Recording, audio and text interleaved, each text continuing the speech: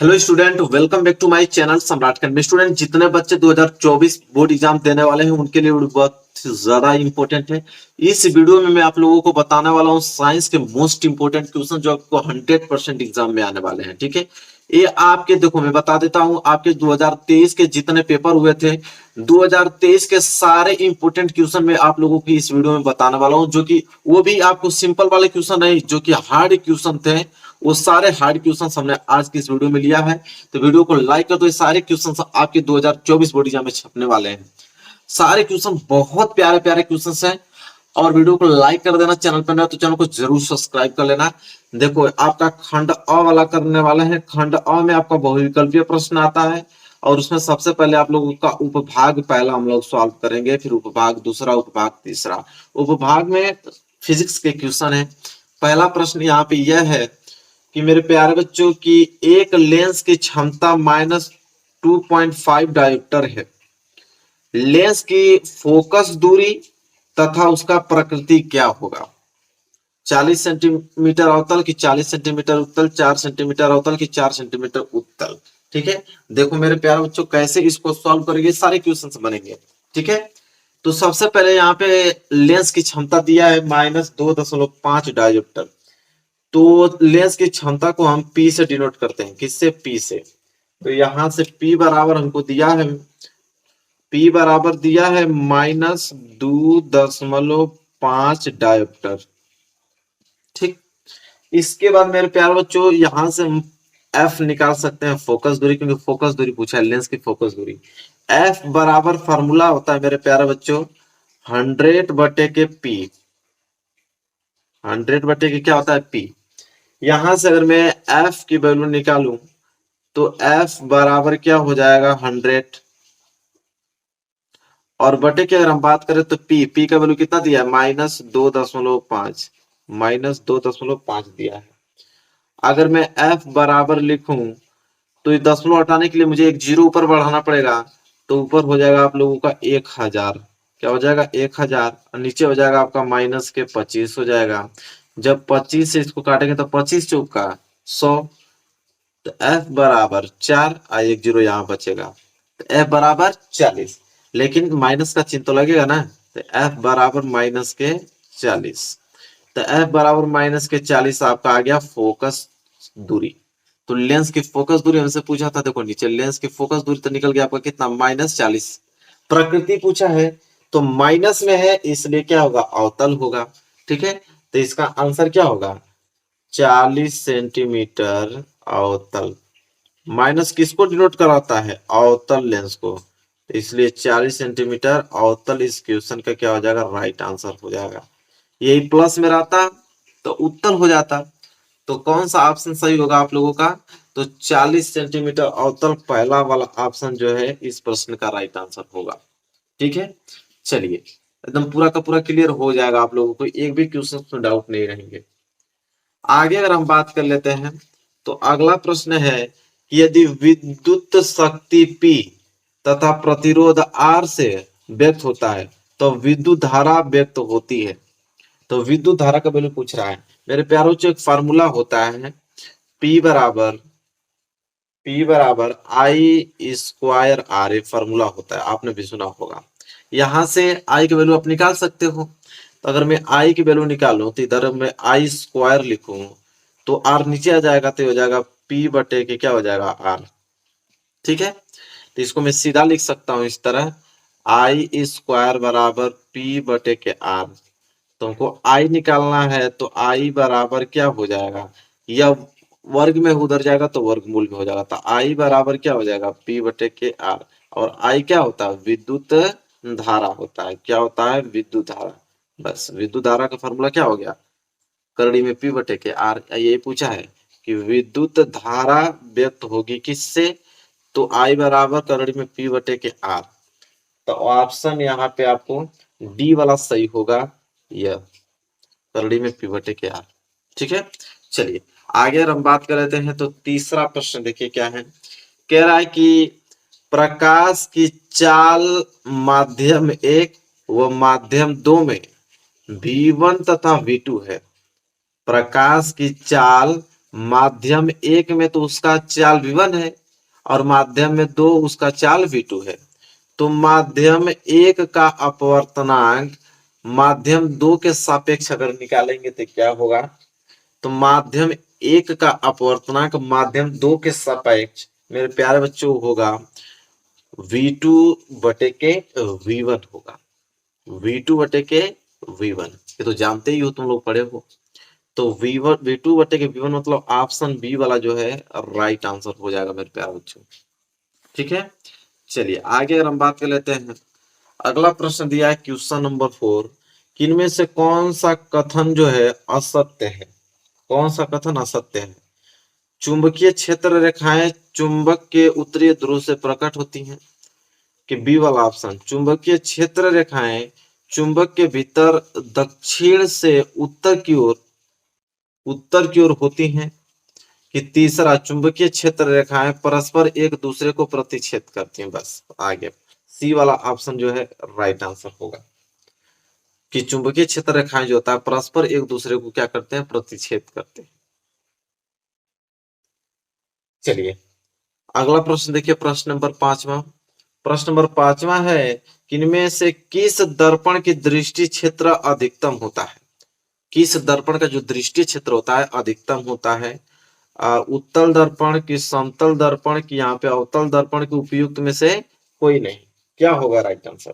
ठीक है, तो मेरे प्यारों जो उत्तल दर्पण, ये जो उत्तल दर्पण है ना, इसका दृष्टीय जो क्षेत्र होता है, दृष्टीय क्षेत्र वो सबसे क्या होता है? अधिक होता है। ये भी प्रश्न 1 नंबर के लिए आएंगे ऑब्जेक्टिव में। बात करते हैं क्वेश्चन नंबर 6। क्वेश्चन नंबर 6 मेरे प्यारे बच्चों देखो, बहुत प्यारा प्रश्न, इसको लगाना पड़ेगा कि आर व टू आर उनके प्रतिरोधों को श्रेणी क्रम में जोड़ने पर कुल प्रतिरोध R1 तथा समांतर क्रम में जोड़ने पर R2 हो, तब इसमें से क्या होगा? अगर मैं R1 R2 की अनुपात निकालूंगा तो क्या होगा? तो देखो मेरे प्यारों, इसको कैसे सॉल्व करेंगे, बहुत प्यारा प्रश्न है।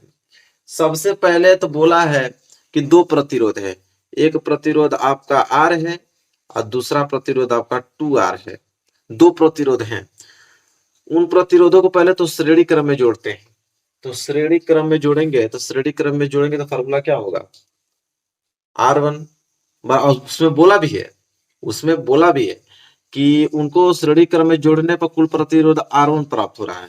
तो R1 बराबर कुल प्रतिरोध बराबर, श्रेणी क्रम में जोड़ते हैं तो दोनों वैल्यू जुड़ जाता है, मतलब R प्लस 2R। तो यहां से R1 का वैल्यू निकलेगा आपका क्या? 3R। ठीक है, 3R किस में जोड़े हैं? श्रेणी क्रम में। ठीक है, यहाँ पे लिख दीजिएगा श्रेणी क्रम में, श्रेणी क्रम में जोड़ने पर,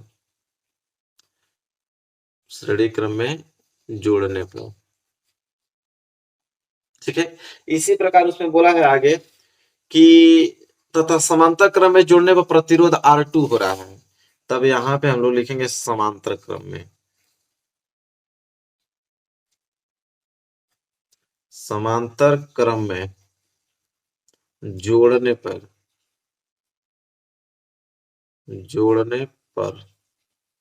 तो समांतर क्रम कैसे जोड़ा जाता है? 1/R2, क्योंकि समांतर क्रम उसमें बोला कि समांतर क्रम में जोड़ने पर प्रतिरोध R2 हो रहा है। तो 1/R2 बराबर 1 के पहला प्रतिरोध R प्लस 1 के दूसरा प्रतिरोध 2R। यही था। जब इसको हम लोग हल करेंगे तो ये हो जाएगा आपका 1/R2 बराबर एलसीएम इसका क्या हो जाएगा? R और 2R का एलसीएम क्या होता है? 2R। तो यहाँ से 2R, R से R कैंसिल, 2 को गुणा में करोगे तो 2 प्लस 2R से 2R कैंसिल, 1 बच गया आपका। जब इसको हल करोगे तो हो जाएगा 1/R2 बराबर 2 1 3, 3 कितना हो जाएगा? 2R। अगर मैं यहाँ पे त्रियक को गुणा करता हूँ कि 2R को गुणा 1 में करूंगा तो हो जाएगा 2R बराबर, इसका गुणा करोगे तो हो जाएगा 3R2। ठीक है, क्या हो जाएगा? 3R2 इसका गुणा होगा तो। अगर मैं R2 का यहाँ पे वैल्यू निकालूं, इसको R2 को ऐसे ही छोड़ देता हूँ R2, तो R2 बराबर क्या हो जाएगा? 2R, और 3 गुणा में तो आ जाएगा 3 भाग में। तो यहाँ पे देखो R2 का भी वैल्यू निकल गया, ठीक, और यहाँ पे देखो R1 का भी वैल्यू यहाँ पे निकल गया। ठीक है, हमसे अनुपात पूछा है कि R1 बटे R2 का अनुपात बताओ। तो R1 का वैल्यू कितना आया था 3R, और R2 का वैल्यू कितना आया यहाँ पे 2R, और बटे के कितना आया 3। ठीक है, तो देखो R से R कैंसिल, 3 का जाकर गुणा इसमें हो जाएगा, तो 3 3 9 और नीचे बच गया 2। तो अनुपात कितना आया R1 बटे R2 का जो अनुपात आया मेरे प्यारे बच्चों 9 बटे कितना आ गया 2। यही होगा राइट आंसर। ठीक है, देख लेते हैं कोई ऑप्शन है 9 बटे 2। देखो बी वाला ऑप्शन, बी वाला ऑप्शन जो है राइट आंसर हो जाएगा। ठीक है, चलिए आगे बढ़ते हैं। अगला प्रश्न देख लो, प्रश्न नंबर 7वां। प्रश्न नंबर 7वां है कि धारावाहिक वृत्ताकार कुंडली में फेरों की संख्या n गुना बढ़ाने पर कुंडली के केंद्र पर चुंबकीय क्षेत्र क्या होता है। n गुना बढ़ता है कि n गुना घटता है कि n स्क्वायर गुना बढ़ता है कि अपरिवर्तित रहता है। ठीक है, कह रहा है कि कोई धारावाहिक वृत्ताकार कुंडली में अगर हम फेरों की संख्या n गुना बढ़ाने पर कुंडली के केंद्र पर चुंबकीय क्षेत्र क्या होता है, तो n गुना बढ़ जाता है। मतलब जितना गुना बढ़ाएंगे उतना ही गुना वो बढ़ता है। तो n गुना बढ़ा रहे हैं तो मतलब n गुना बढ़ जाता है। बस, चलो ये भी प्रश्न क्लियर हुआ।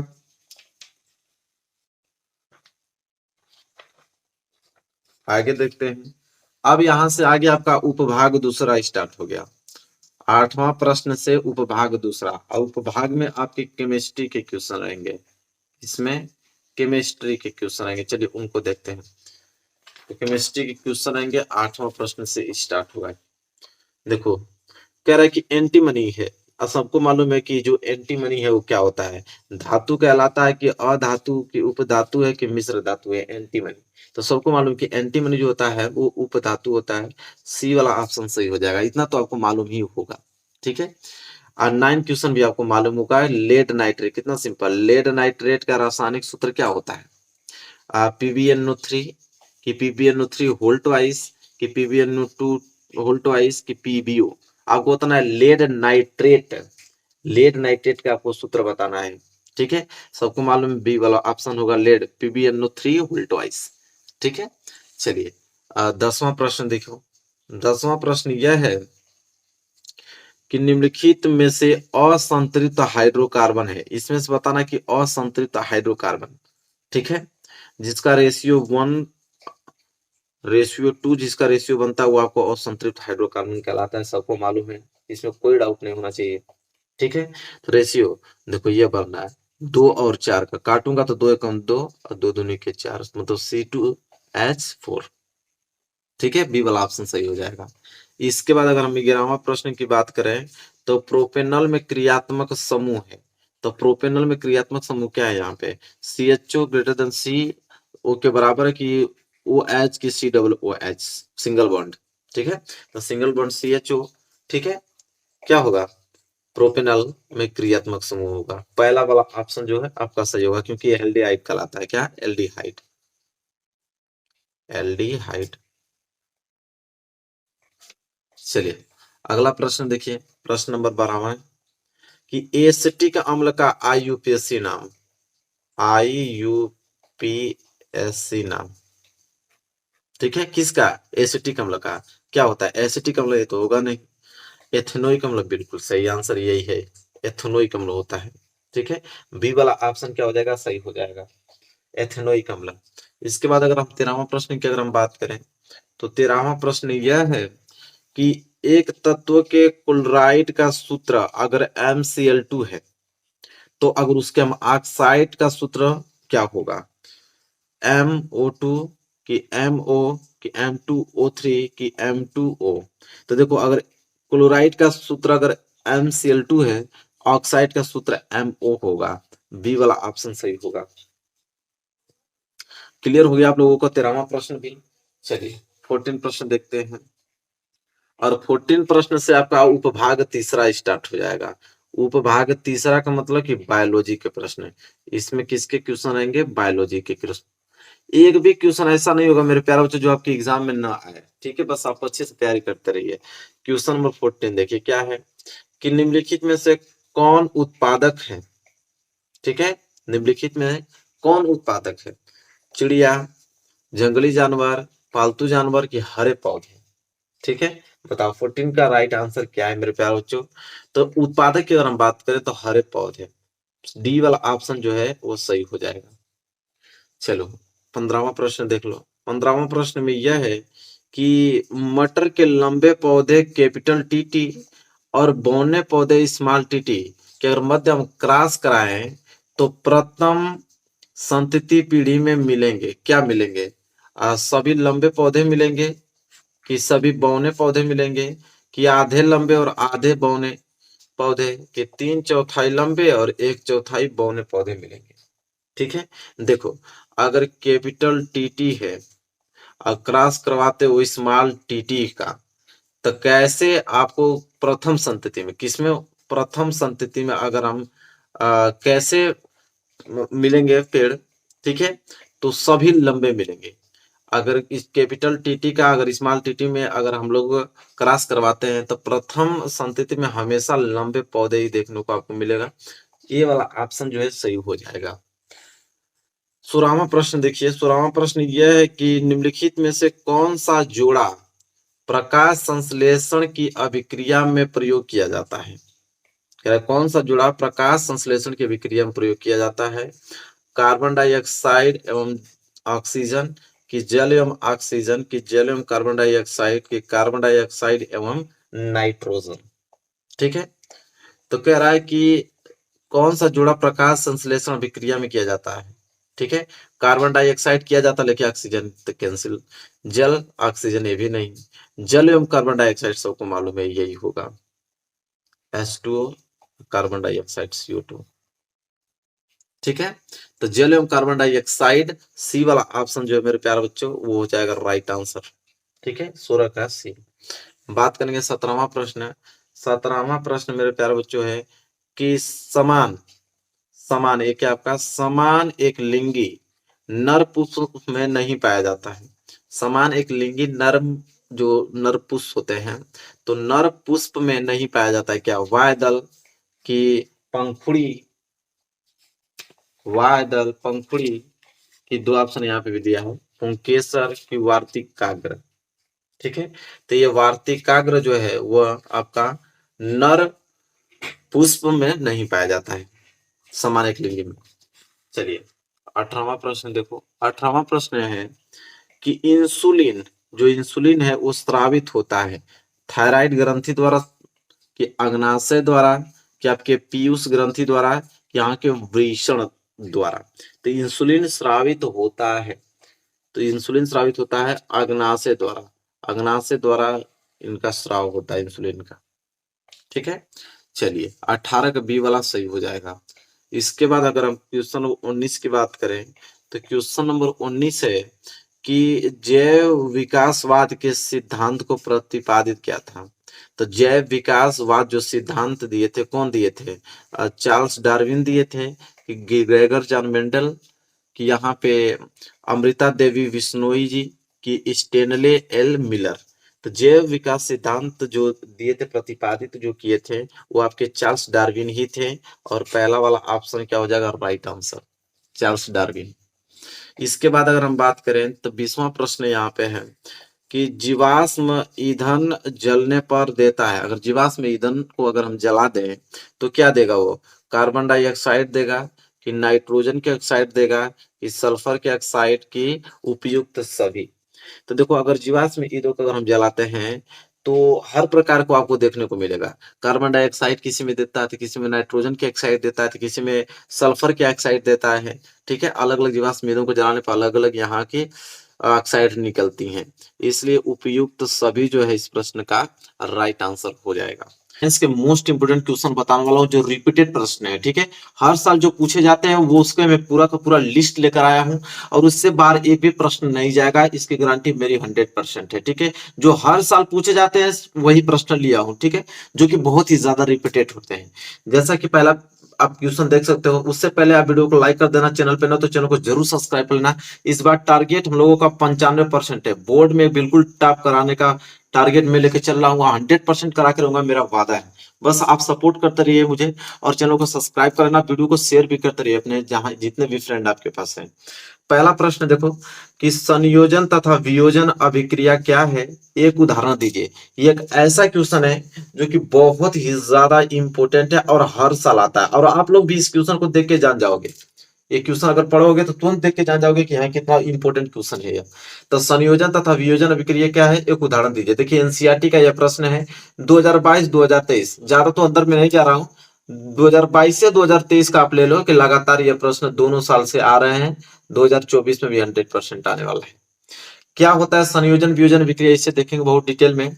पहले आप हेडिंग डालना है, संयोजन अभिक्रिया, हेडिंग आप डाल लिए। इसके बाद देखो संयोजन अभिक्रिया वह रासायनिक अभिक्रिया है, संयोजन अभिक्रिया वह रासायनिक अभिक्रिया है जिसमें दो या दो से अधिक प्रकार के पदार्थों के अणु परस्पर जुड़कर केवल एक ही प्रकार के पदार्थ के अणु बनाते हैं। मतलब कह रहा है कि संयोजन अभिक्रिया उसे कहते हैं जिसमें दो या दो से अधिक पदार्थ आपस में मिलकर एक पदार्थ के अणु बनाए, उसे हम संयोजन अभिक्रिया कहते हैं। जैसे उदाहरण के माध्यम से आपको और स्पष्ट होगा, जैसे यहाँ पे सोडियम धातु है और उसे क्लोरीन में जलकर सोडियम क्लोराइड बनाती है।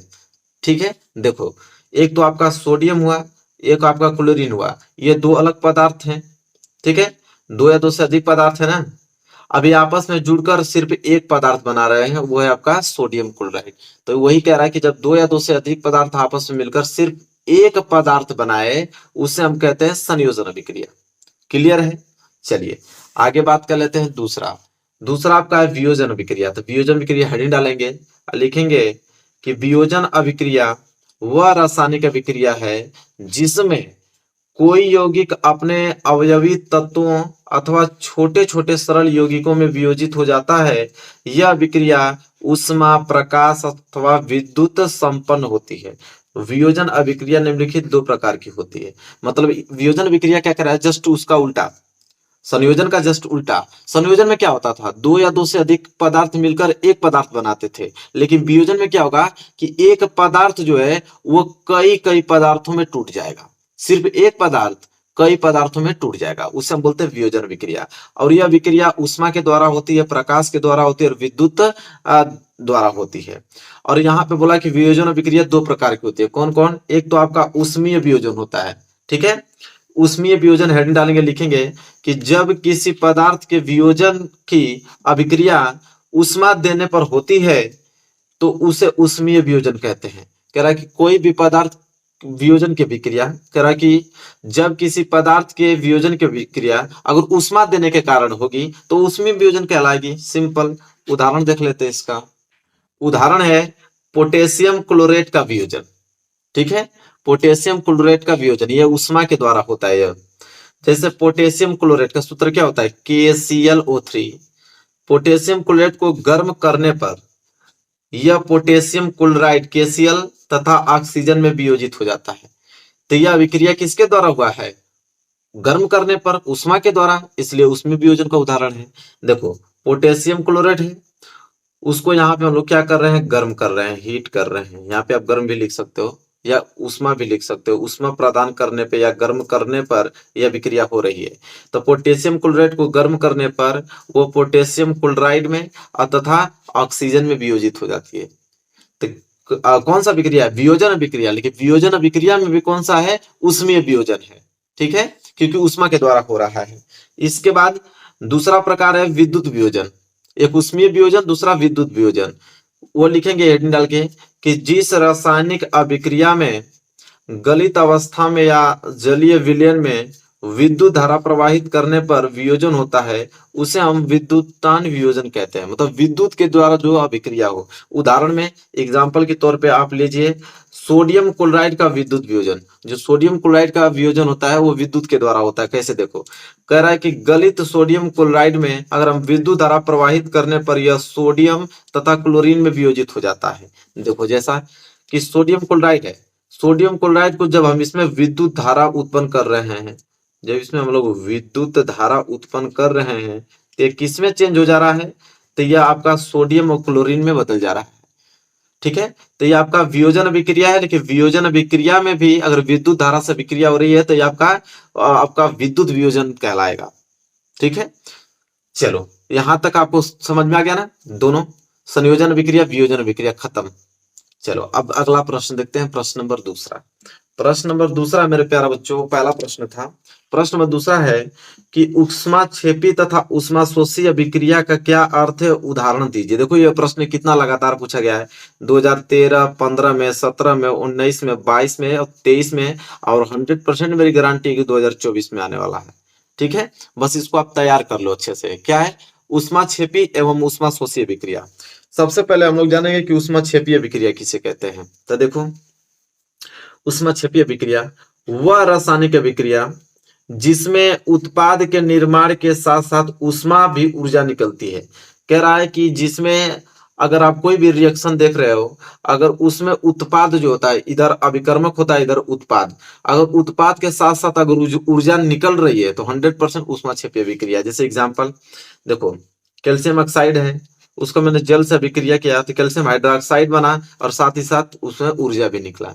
कैल्शियम ऑक्साइड मतलब जो जाते हो मार्केट से चूना खरीद के लेके आते हो, उसको जब पानी में भिगोते हो तो खौलने लगता है, बिल्कुल हीट हो जाता है, उसमें से उष्मा निकलने लगती है।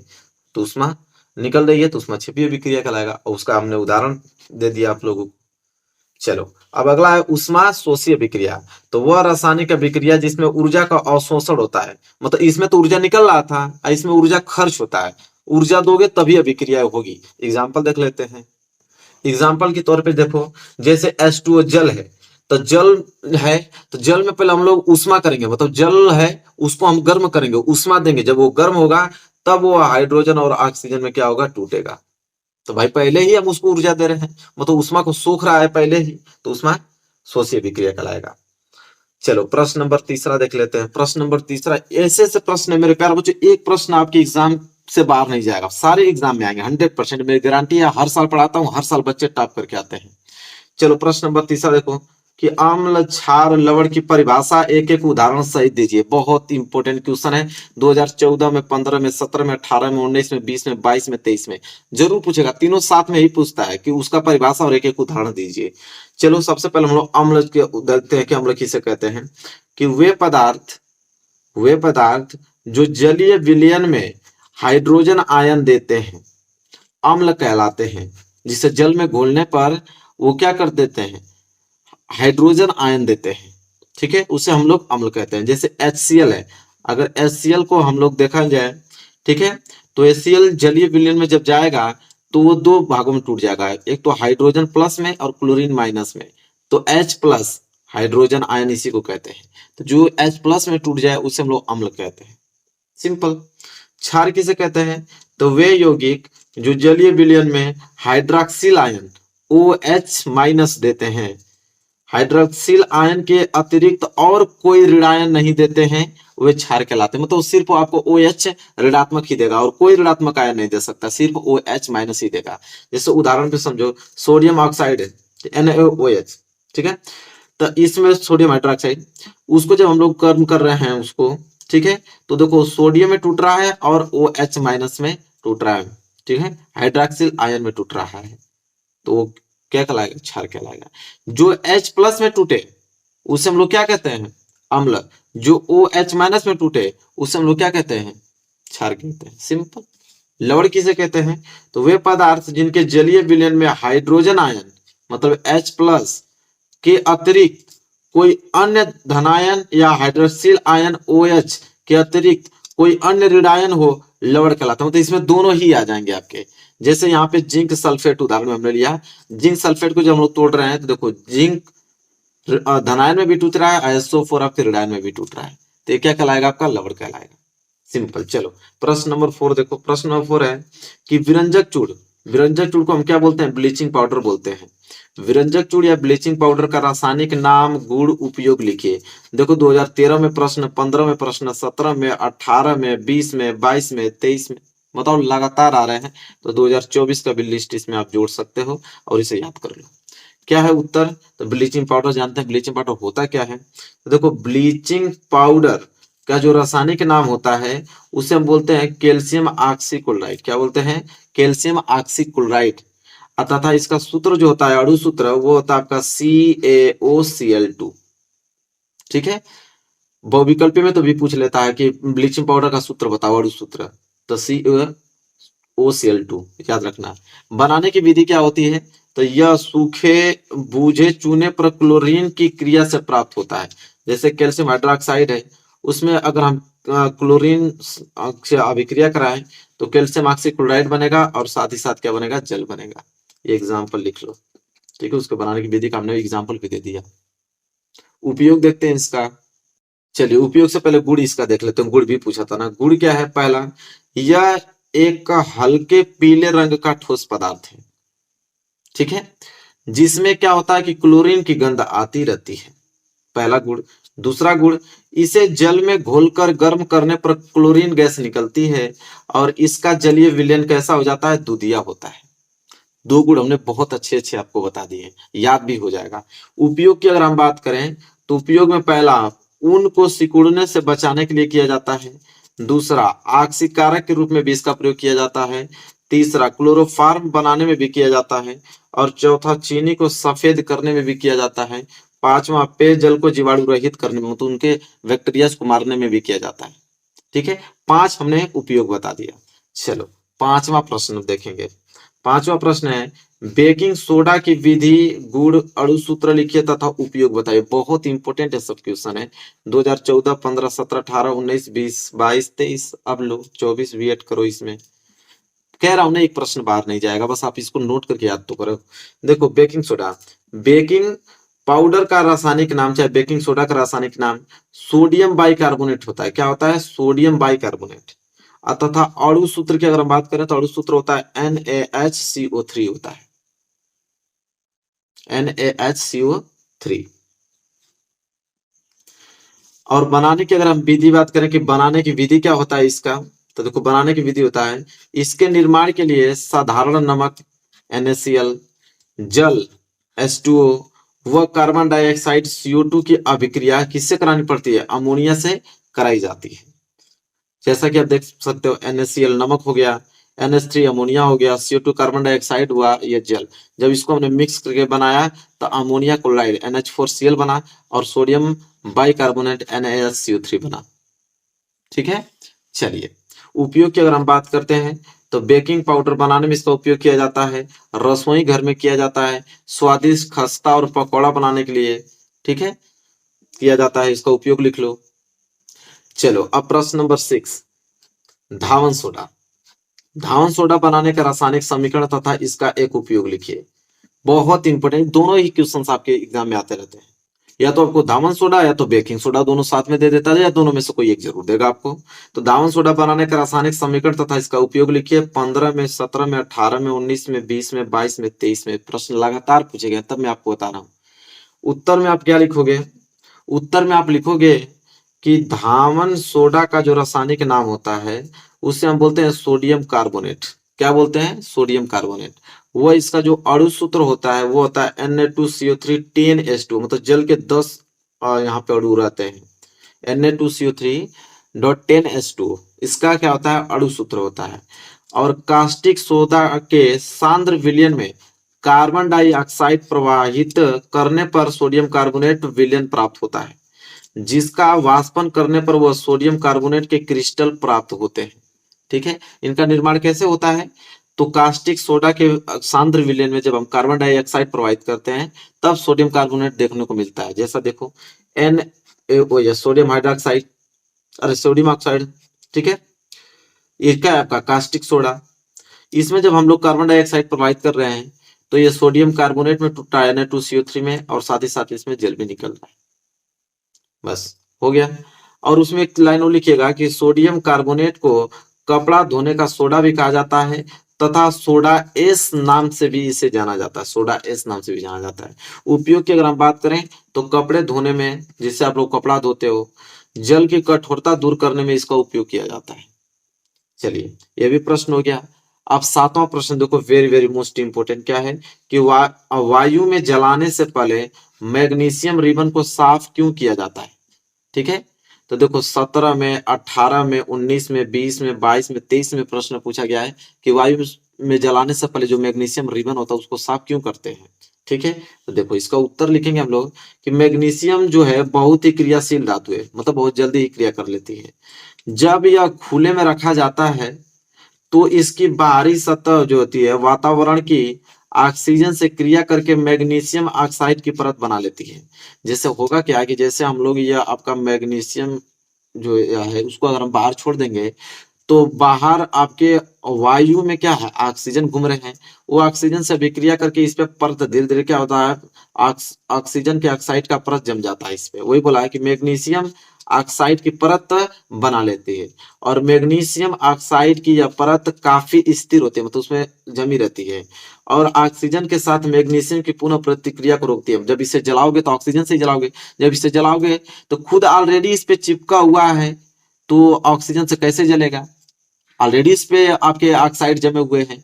तो इसलिए हम लोग क्या करते हैं कि इसको हम लोग रगड़ते हैं, रिबन को हम लोग साफ करते हैं कि ऑक्सीजन का जो पहला वाला टुकड़ा है वो साफ हो जाए, लोहा दिखे, अब उसको जलाएंगे तो जलेगा। ठीक है, तो वही कह रहा है कि ऑक्सीजन के साथ मैग्नीशियम की पुनः प्रतिक्रिया को रोकती है और इस परत को हटाने के लिए रिबन को हम लोग रेत माल, बालू पेपर मिलता है, ठीक है, उससे हम लोग रेत माल से साफ किया जाता है इसको, तब जाके वह अभिक्रिया कर पाएगा और जल पाएगा। क्लियर है बिल्कुल। चलिए आगे अगर हम बात कर लेते हैं तो प्रश्न नंबर 8वां है कि श्वसन को ऊष्माक्षेपीय अभिक्रिया क्यों कहते हैं, वर्णन कीजिए। श्वसन को ऊष्माक्षेपीय अभिक्रिया क्यों कहते हैं? तो देखो 2013 में, 14 में, 15, 17, 18, 19, 20, 22, 23 सब में पूछा गया है। मैंने कहा ना कि काफी रिपीटेड क्वेश्चन बता रहा हूँ जो हर साल एग्जाम में आते हैं। बस वीडियो को आप लाइक कर दो, एक भी प्रश्न बाहर नहीं जाएगा, मेरी गारंटी आप लोगों की 70 में 70 नंबर लाने के, बस आप लोग अच्छे से पढ़ते रहिए। चलिए तो उसका उत्तर कैसे लिखेंगे, तो लिखेंगे कि जब हम भोजन ग्रहण करते हैं, जब हम भोजन को ग्रहण करते हैं तो वह सूक्ष्म कणों में विभाजित हो जाता है। बिल्कुल, जब हम लोग खाना खाते हैं तो पीसते पीसते छोटे छोटे टुकड़ों में विभाजित होता है और इन कणों में जो मौजूद कार्बोहाइड्रेट्स होता है वह हमारे कोशिकाओं तक पहुंचता है, साथ ही वहां श्वास द्वारा ली गई जो ऑक्सीजन भी पहुंचती है। अतः श्वसन की प्रतिक्रिया में ऑक्सीजन व ग्लूकोज की रासायनिक विक्रिया से ऊर्जा का निर्माण होता है, इसलिए श्वसन को ऊष्माक्षेपी कहते हैं। जैसे देखो जब हम लोग खाना खाते हैं मेरे प्यारे बच्चों, तो वो भोजन जो है लास्ट में जाके छोटे छोटे टुकड़ों में विभाजित होकर ग्लूकोज के फॉर्म में इंक्लूड हो जाता है। और जब हम लोग सांस लेते हैं तो उस सांस के माध्यम से जो ऑक्सीजन जाता है वो ग्लूकोज से अभिक्रिया करके कार्बन डाइऑक्साइड गैस बनाता है जो कि हम लोग बाहर छोड़ते हैं, साथ ही साथ जल बनाता है जो हमारे शरीर से निकलता है और साथ ही साथ उसमें से ऊर्जा भी निकलती है। तो ऊर्जा निकल रही है तो भाई ऊष्माक्षेपीय विक्रिया तो कहलाएगा ही। तो वही कह रहा है कि श्वसन को ऊष्माक्षेपीय विक्रिया क्यों कहते हैं बताइए, तो वही हमने डिटेल में बताया आप लोगों को। क्लियर हुआ। चलिए अगला प्रश्न देखिए, प्रश्न नंबर 9 कि लोहे की वस्तुओं को हम पेंट क्यों करते हैं। 2014 में, 15 में, 17 में, 19 में, 20 में, साथ ही साथ आपके 22 में और 23 में भी प्रश्न पूछा गया है। अभी हाल ही में जो एग्जाम 23 में हुए उसमें, तो लोहे की वस्तु को हम पेंट क्यों करते हैं। सबको मालूम है कि हम लोहे की वस्तु को पेंट करते हैं ताकि वह वस्तु जो है संक्षारण से बच सके। किससे बच सके, संक्षारण से बच सके। पेंट के द्वारा लोहे की वस्तु का आर्द्रता व वायु से संपर्क टूट जाता है। जैसे पेंट कर दोगे तो उसमें ऑक्सीजन से अभिक्रिया वो नहीं कर पाएगा, आर्द्रता मतलब वायु में जो नमी होती है उससे अभिक्रिया नहीं कर पाएगा, ठीक है, जिससे संक्षारण नहीं होता है।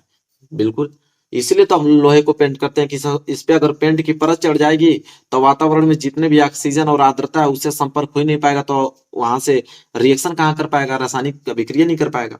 ठीक है, चलिए बात करते हैं प्रश्न नंबर 10वां कि तेल एवं वसायुक्त खाद्य पदार्थों को नाइट्रोजन से प्रभावित क्यों किया जाता है। तेल एवं वसायुक्त खाद्य पदार्थों को कह रहा है कि तैलीय चीज जो तेल से बनी चीज होती है उसको हम नाइट्रोजन से प्रभावित क्यों करते हैं, नाइट्रोजन गैस क्यों भरते हैं उसमें। ठीक है, तो देखो उत्तर में लिखे, ये भी प्रश्न देख लो, 13 में, 14 में, 15, 16, 17, 18, 19, 20, 22, 23 लगातार ये प्रश्न पूछा गया है। तो देखो चलो देखते हैं, कह रहा है कि तली हुई चीजों जैसे चिप्स हुआ आदि के पैकेट में ऑक्सीजन को हटाकर नाइट्रोजन जैसी अक्रिय गैस भर दी जाती है जिससे चिप्स का उपचयन न हो। कह रहा है कि तैलीय वाला चीज जैसे पैकेट वाला चीज जाते हो कुरकुरे खरीदने के लिए, चिप्स खरीदने के लिए, बहुत सारी चीजें जो पैकेट में पैक होती हैं उसमें उसमें क्या होता है, ऑक्सीजन को पूरा निकालने के बाद उसमें नाइट्रोजन भर के पैक कर दिया जाता है क्योंकि नाइट्रोजन अभिक्रियाशील नहीं है। ठीक है, अभिक्रियाशील नहीं है। अगर ऑक्सीजन रहता तो अभिक्रियाशील हो जाता और उसका स्वाद गंध में बदल जाता और बिल्कुल बेकार हो जाता। कभी भी नोटिस कीजिएगा कि अगर चिप्स एक पैकेट खरीद के लेके आ रहे हो, उसको फाड़ कर 2 ठे खा लो और बाकी रख दो, उसमें ऑक्सीजन प्रवेश कर देगा, 2-4 घंटे में उसका स्वाद पूरा हर एक चीज बिगड़ जाएगा। ठीक है, इसीलिए उसमें नाइट्रोजन गैस भरा जाता है कि ताकि वो खराब ना हो, 2 महीने 2 साल 3 साल तक चलता रहे। जैसे उसको फाड़ोगे ऑक्सीजन उसमें प्रवेश करेगा, रिएक्शन होना चालू हो जाएगा। चलो अगला प्रश्न देखो। अगला प्रश्न है प्रश्न नंबर 11 कि इन पदों का वर्णन कीजिए तथा प्रत्येक को एक एक उदाहरण दीजिए। कौन कौन? संक्षारण। देखो संक्षारण क्या है और विकृत गंधिता क्या है, ये ऐसे दो टॉपिक हैं कि हमेशा से पूछे गए हैं। 15, 16, 17, 18, 19, 20, 22, 23 लगातार, इसमें कोई डाउट नहीं है, तो सारे लोग जानते हैं कि प्रश्न पूछा ही जाता है। सबसे पहले हेडिंग डालोगे क्या? संक्षारण। संक्षारण क्या होता है? अभी हमने देखा कि लोहे पे पेंट क्यों करते हैं, वही तो है संक्षारण। धातुएं अपनी आसपास उपस्थित नमी के कारण, अम्ल के कारण, जल आदि के संपर्क में आने पर खराब होने लगती है तथा यह प्रतिक्रिया ही क्या कहलाता है? संक्षारण कहलाता है। संक्षारण का मतलब तो ये होता है कि कोई चीज अगर लोहे की वस्तु यहाँ रख देता हूं तो बाहरी नमी के कारण, अम्ल के कारण या जल के कारण, उस पे संपर्क के कारण जब उस पे मिलेगा तो धीरे धीरे खराब होने लगता है, और इसे ही हम लोग क्या कहते हैं? संक्षारण कहते हैं। चलो विकृत गंधिता किसे कहते हैं उसे देखते हैं। देखो, और उदाहरण उसका पहले उदाहरण लिख लो संक्षारण का उदाहरण। जैसे लोहे पर जंग लगना, चांदी के गहनों पर काले रंग की परत चढ़ना, तांबे पर हरी रंग की परत चढ़ना, ये सब संक्षारण के क्या है? उदाहरण है। लोहे पर जंग लगना जैसे अभी हमने देखा। विकृत गंधिता किसे कहते हैं इसे नोट करो।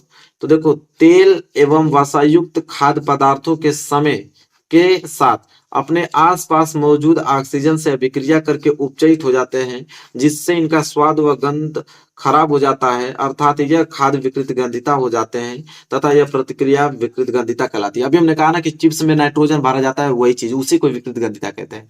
वही कह रहा है कि तेल से बनी कोई भी खाद्य पदार्थ है, अगर उस वह खुला छोड़ दोगे तो समय के साथ उस बाहरी वातावरण में मौजूद ऑक्सीजन से अभिक्रिया करके उपचयित हो जाती है, मतलब उसमें ऑक्सीजन मिल जाता है, और इसलिए उनका स्वाद और गंध जो है खराब होने लगता है, और उसी को हम लोग विकृत गंधिता कहते हैं। उदाहरण में जैसे चिप्स के पैकेट में नाइट्रोजन गैस भरी जाती है। अभी हमने बताया कि चिप्स के पैक में बहुत जो भी पैकिंग होता है उसमें सभी में नाइट्रोजन गैस भरे जाता है। इसलिए भरी जाती है कि ताकि उसमें ऑक्सीजन न प्रवेश कर पाए, नहीं तो विकृत गंधिता कर देगा, उसके स्वाद को, गंध को खराब कर देगा। ठीक है, ये रहा मेरे प्यार बच्चों। आज वीडियो में बस इतना ही। Very very most important question बताया। अभी बहुत सारे हैं, ऐसा मत सोचो कि बस इतना ही रिपीटेड क्वेश्चन, अभी आगे बहुत है, उसको भी मैं अगले क्लास में आप लोगों को बताना वाला। बिल्कुल टेंशन मत लीजिए, बिल्कुल 70 में 70 नंबर की मैं तैयारी कराने वाला हूँ। वीडियो को लाइक कर दो, चैनल पर नया तो चैनल को जरूर सब्सक्राइब कर लेना। मिलेंगे नेक्स्ट वीडियो में, तब तक के लिए धन्यवाद।